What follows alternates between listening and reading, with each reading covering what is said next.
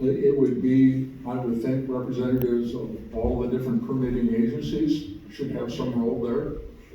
I would suspect that DEQ, Oregon Department of Fish and Wildlife, and Water Resources would all have responsibilities there.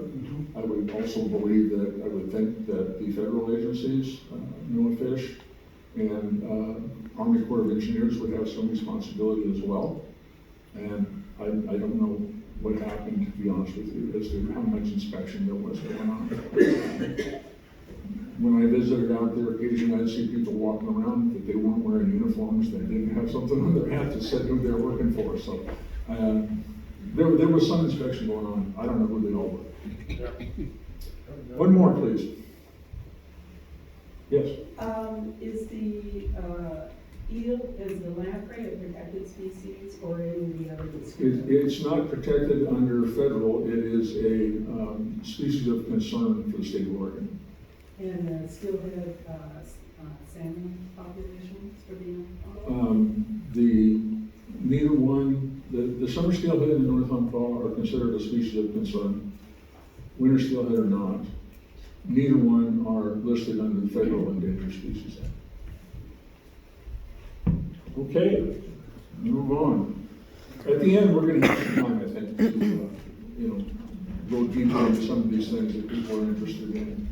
My next one is a comparison of the repair work and how that related to just the actual presence of the dam itself, which I discussed in the first section, if you give me one that one. I can't because I got it written down.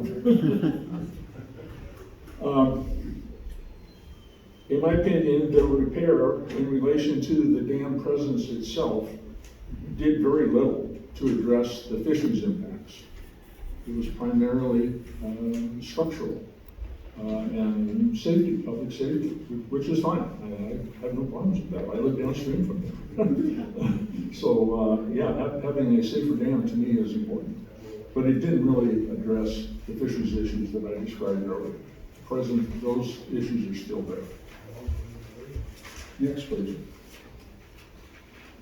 The repair activities, like I said, did very little to resolve false attraction impact. There are still holes in the dam, as you hear. This is after the work was done. And there are many more along the length of it. So there's still false attraction from holes. There's still a bubble curtain, a flow over the dam, the entire width of the dam, that when it hits the bottom, it creates a attraction.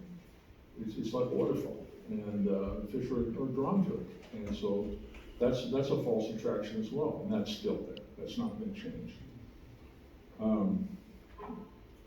And the other thing is that the dam repair did nothing to resolve the disconnect between the Fowlway, the primary river flow on the south side, and the left entrance on the north side. It did nothing to resolve that at all. So many of the same impacts that were present before the repair, just because the presence of the dam still exists. And the repair really didn't do a whole lot to resolve those. Next, please. This is just a picture from inside the ladder. It's old. There's erosion in some of the concrete. There's some exposed rebar in there. It's essentially the same. It's been modified and it's been repaired many times probably since it was first constructed, but the basic configuration of it is pretty much the same now as it was when it was first constructed. And it was not addressed at all in the repair permitting or plan by the Water Control District. It was rated by the Oregon Department of Fish and Wildlife as the #2 private dam needing improvement for fish passage in the whole state of Oregon. So it's been recognized as a problematic fish ladder for a while. And saying that, fish do go through there. Some find it and some make it through, okay? Let's not say it's a complete barrier, it's not. But it's not up to the kind of standards, modern standards that you'll see elsewhere. And the classic example is Soda Springs Dam, further upriver, the lowermost dam of the North Umpire project. That has state-of-the-art upstream passage and state-of-the-art downstream passage for juveniles. And to me, that's one of the biggest impacts of Winchester, is the impact to juveniles going down. These are the survivors. The steelhead, these have existed for 2 years in fresh water. This is the best of the best. This is natural selection and it working. And to lose those is, to me, a pretty dramatic loss.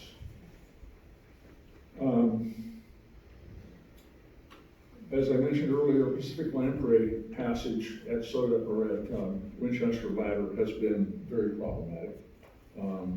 Since its inception, there's been numerous attempts to try to modify it to make it more lamprey friendly,